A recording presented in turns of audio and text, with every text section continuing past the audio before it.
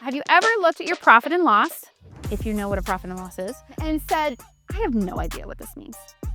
So this is a profit and loss, for those of you that weren't sure. If gross profit is broken, no amount of cost cutting is going to save you. The model of your business, the entire churn of how your business is running is the gross profit percentage. Can you see how if you're not calculating this correctly, it's really hard to make informed decisions? This knowledge is super powerful just by having that one little tweak. Welcome to Profits and Pints, where strategy meets great conversation and real-world action. I'm Samantha Doyle. Grab a drink, settle in, and let's dive into this month's big idea. So know your numbers, grow your business. That is the topic for today. Have you ever looked at your profit and loss, if you know what a profit and loss is, and said, I have no idea what this means? Anybody? Yeah. Anybody? You're like, what the hell is this? It's a mess. I don't know what this means. Okay, so we're gonna talk about that today. So this is a profit and loss, for those of you that weren't sure what that was, okay? This is a profit and loss right here, okay? I made it as simple as possible. We have an income category, okay? Does everybody know what income is? Great, we're starting out perfect. This is awesome. Okay, so income is the revenue that you produce. This is what people pay you to do the service or to sell the product or the thing, okay? This is the money you receive. Okay, then we have cost of goods. Does anybody know what cost of goods is? So cost of goods is an expense. It's an expense. It's something that you spent money on, but is the direct cost of the service that you provide or the product that you sell. And we're going to talk about that in a little bit more detail here in a second. Okay, gross profit is what's left over. Okay, so you take your revenue minus your cost of goods, and that gives you your gross profit. Is everyone following so far?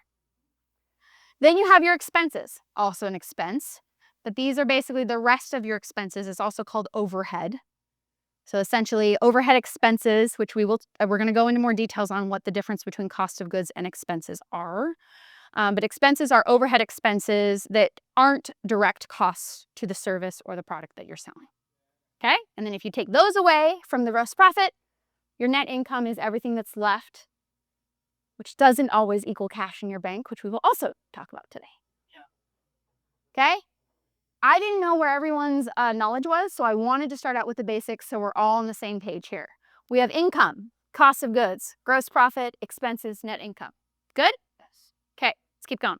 Oh, and then just as an example here, we have $1,000 total. Cost of goods is $400, that leaves $600, right? That's what's left here.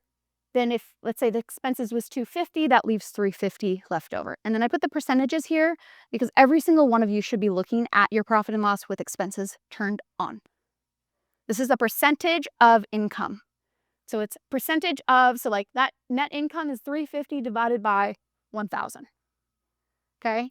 As a business owner, you should always, always, always be looking at this. It gives you way more information than just looking at the numbers.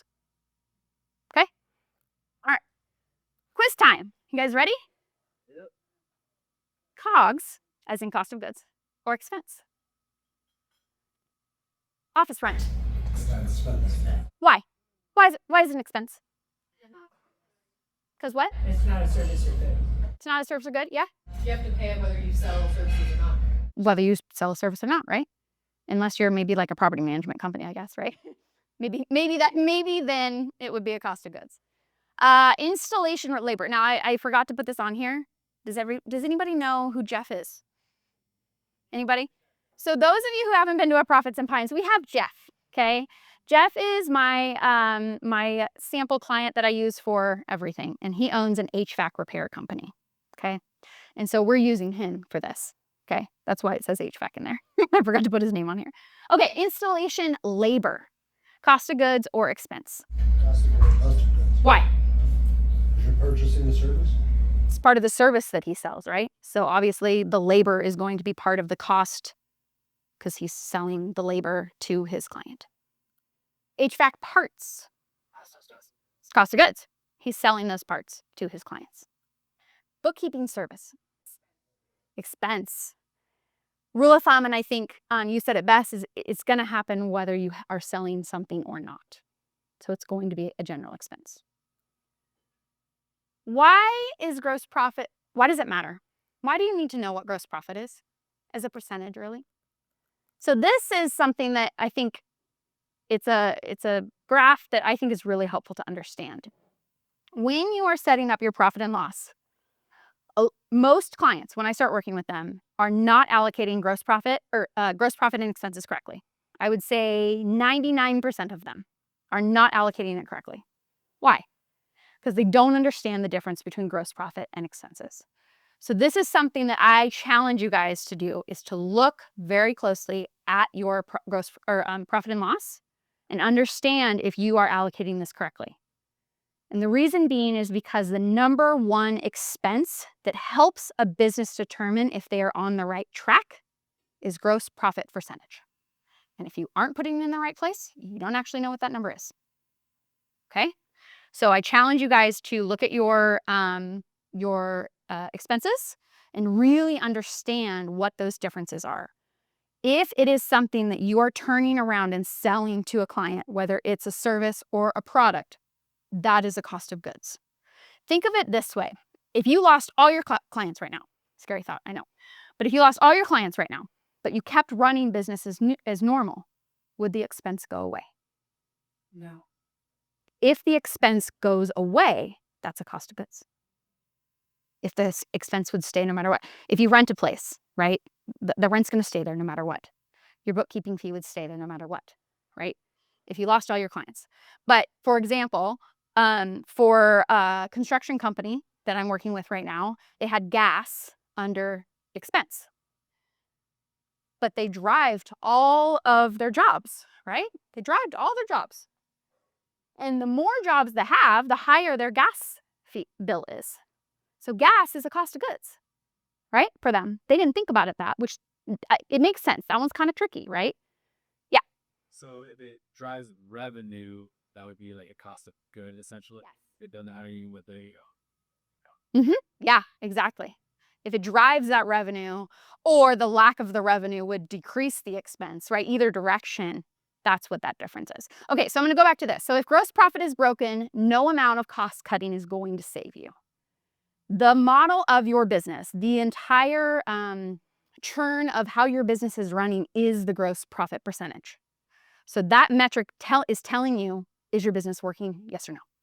That's what it's telling you. So this is showing you income in a growing business, just kind of growing. That's the blue line here for those of you guys that can't see. Okay, income in a business is just kind of steadily increasing, right? So cost of goods here, if tracked correctly, is going to steadily kind of grow along with it.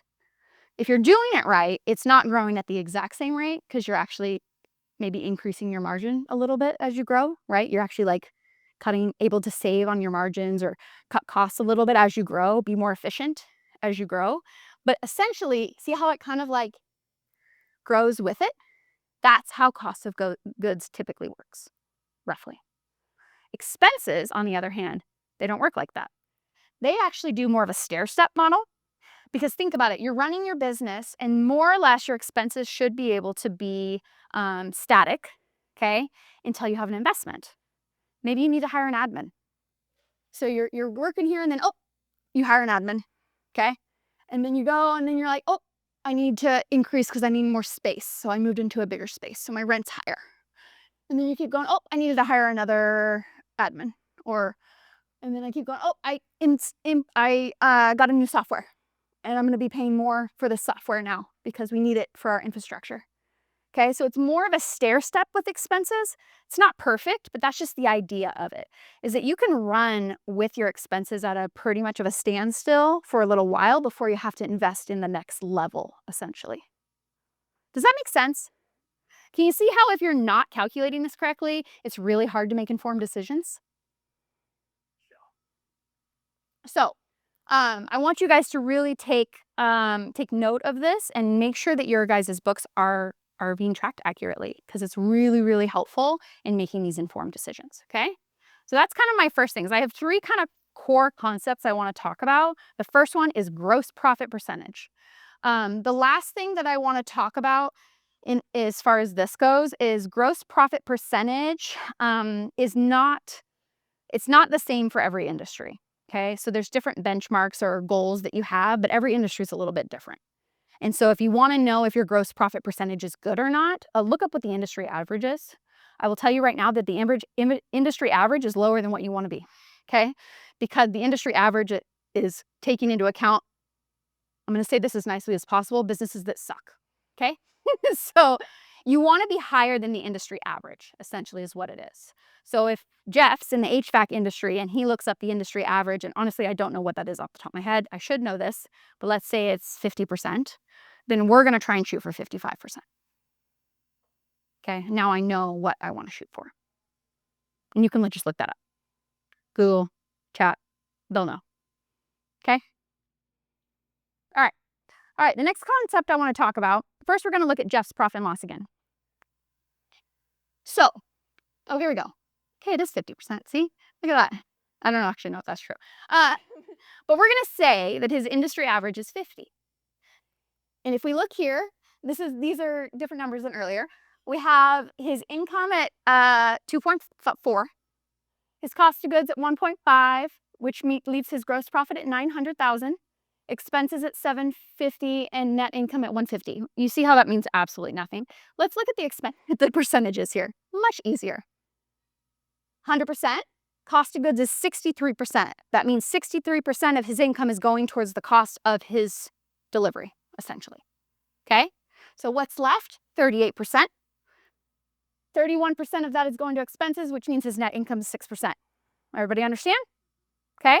But what's the industry average for gross profit percentage? 50%. So what's wrong? What's he doing wrong? Is it supplies? It could be. Maybe the markup's too low. Maybe the markup's too long, right? How are we going to find out what he's doing wrong? Diving into his profit. Maybe we should go deeper. Okay? So you can't tell by having just a little bit of information. I see two things in all of my clients.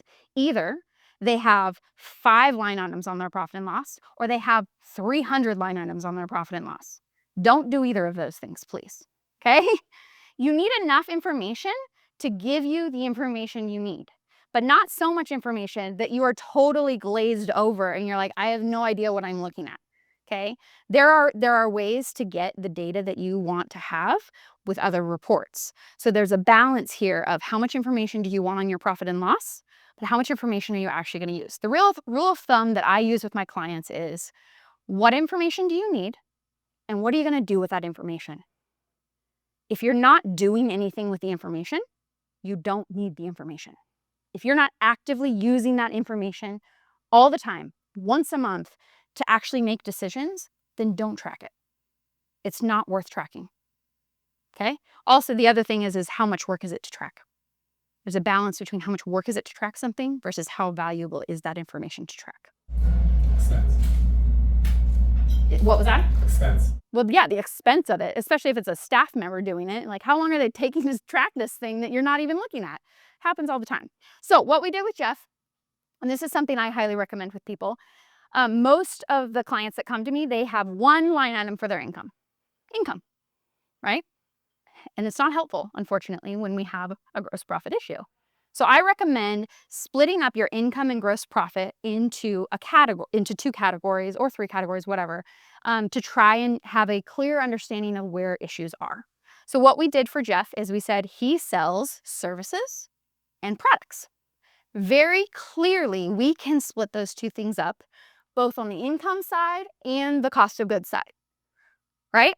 So we said, all right, there's his service income, there's his product income, and this is the most important part, there's his service cost of goods, there's his product service cost of goods. If you cannot split up the cost of goods very easily, this is not going to help you. You have to be able to do that, okay? So you have to find a way to be able to split those things up so that you can clearly have a margin for each service type or each product type. So this is what we did for him. So I have all the percentages on here, and then these percentages are the cost percentages, and the percentages aren't of the total revenue, it's over that corresponding type of service, essentially.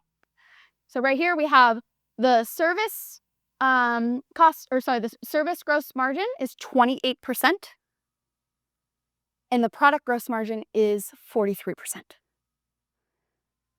Where's his problem? Huh? Service. He's making 28% on his service. Ew.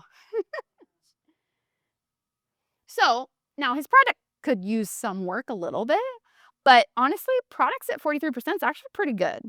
So if you actually dive in and look at what's like the average product margins versus service margins, you're looking at like 35% for product and 55% for service probably, which brings the average of 50.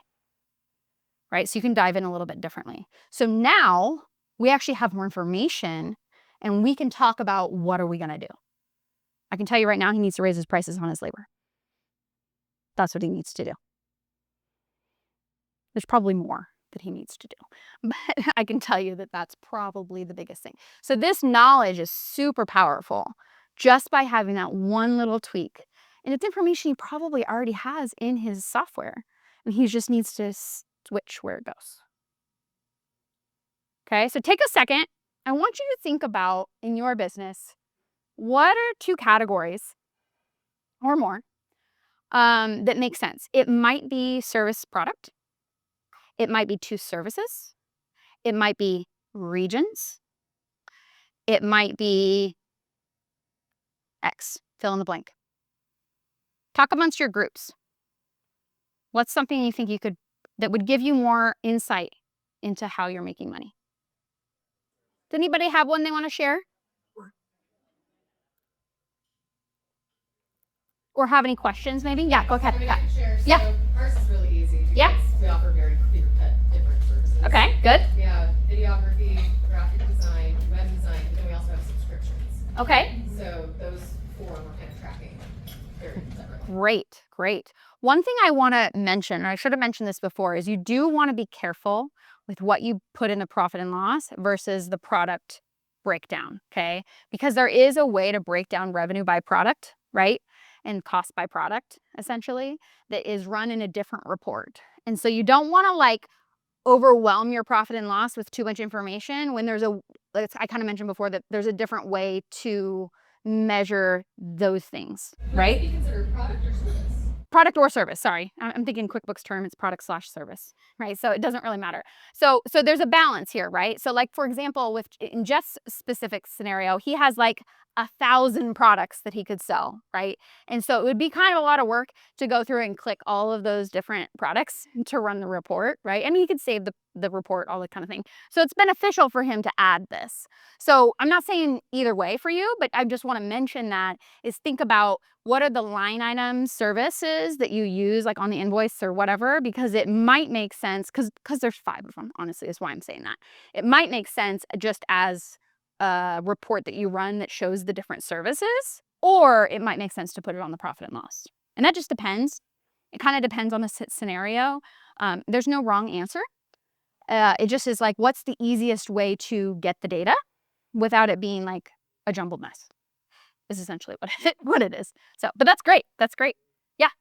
The way I've always visualized what you're talking about is almost like it's in government, there's like the main group, and then there's a committee that reports to them, right? So what you're talking about is almost like the committee. They go and gather different information, and then that goes into the final report. A little bit, yeah. So it's like a sub piece of information, yeah. And so you don't want to put too much information in your profit and loss. Most of the time when I work with clients, there's already too much information in the profit and loss. But then they have one income line. And that's what gets me every time. One income line and then a million expense lines.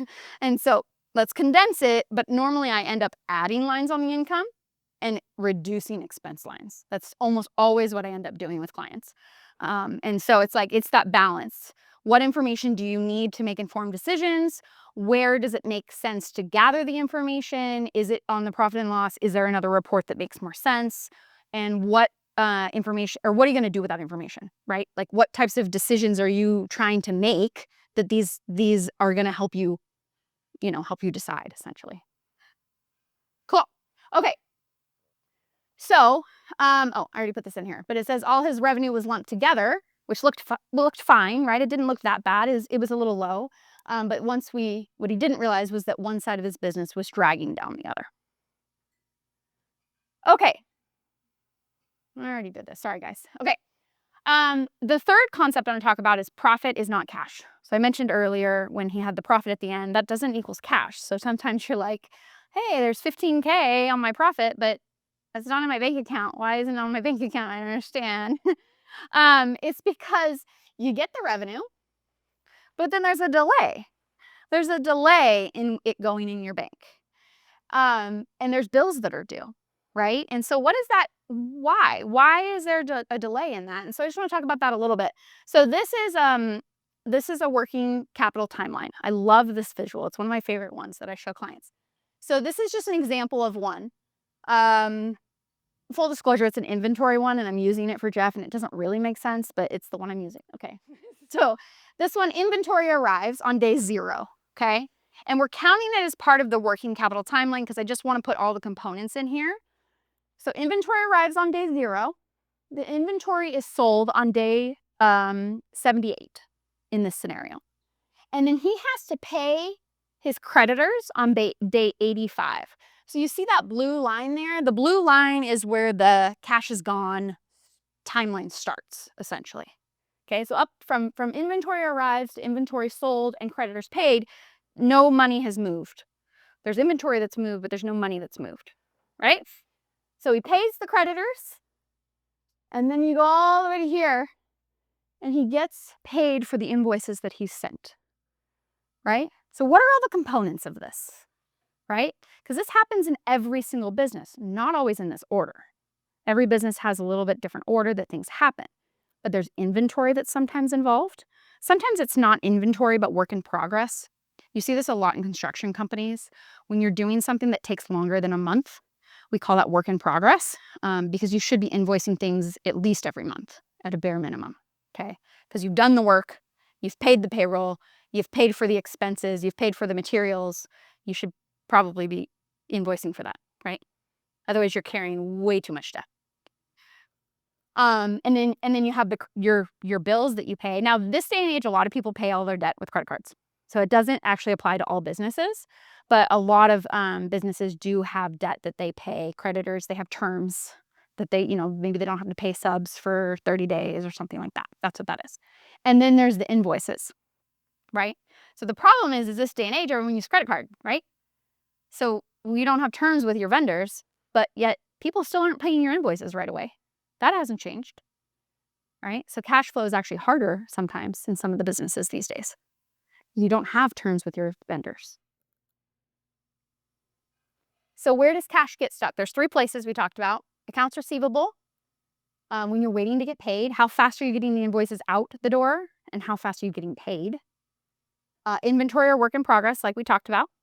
And then accounts payable, paying the bills before you collect. So some of the things that you can do for the first one is getting invoices invoiced sooner, as soon as possible, collecting them, having a collection process of getting them paid. Maybe not giving away terms. I had a client, I do a cash flow workshop, and I met with him, and he was in manufacturing before he started this business in medical. And I'm like, his working capital was horrible. And I'm meeting with him and I'm like, why are you giving everyone 45 days? And he's like, isn't that just what you do? No, don't do that. And so we came up with a plan to get all of his new clients on due on receipt and all of his existing clients on 30 days. So at least it was like a good, and no one balked at all, right? He just thought that was what you did. No. Let's not do that anymore. And then accounts payable, if you do have vendors and you have a good relationship with them, just ask them, hey, can I get terms on this? Maybe you have 15 days. Can I get 30 days on this? That money sitting in your bank, you can do something with that money in that 30 days. You can invest in something in that. You can hold on to it. There's so many things that you can do having that cash in your account that you can't do if it's in someone else's bank. And then this is just the last thing that is something that I do with clients where I do what's called the power of one. I'm not going to go through the whole thing, but it's a software where I can actually play with people's numbers A couple of people here have actually seen this, and I can actually say, okay, with your numbers, if we increase the amount of days, or sorry, decrease the amount of days that it takes you for accounts receivable and accounts payable, this is the impact on your cash flow. So for the numbers that I had for Jeff, if he were to reduce his accounts receivable and accounts payables by 7 days each, it would impact his cash flow by $74,000 for the year. So he would have $74,000 in his bank. Yes. When you reduce the receivables, increase the payables? I'm sorry. Yes, I said that wrong. You're right. You're right. Yes. A reduction in accounts receivable and increase in accounts payable. I said that wrong. Okay. So I just want you to think about what's the one that's bothering you, right? What's the one that maybe you could improve in your business? Okay. Now, I tried to stick to the 3 concepts today, but there's so much involved with cash flow and numbers. And I know that can be really overwhelming for business owners. So I talked about this in one of my other Profits and Pints, but I want to mention it again. So I do a cash flow clarity workshop. And essentially what I do is I take your financials, I analyze them, and then I do a 3-hour workshop where we talk through what I've seen, where the areas of improvement are, what can you tweak with your numbers to really make a huge impact on your business.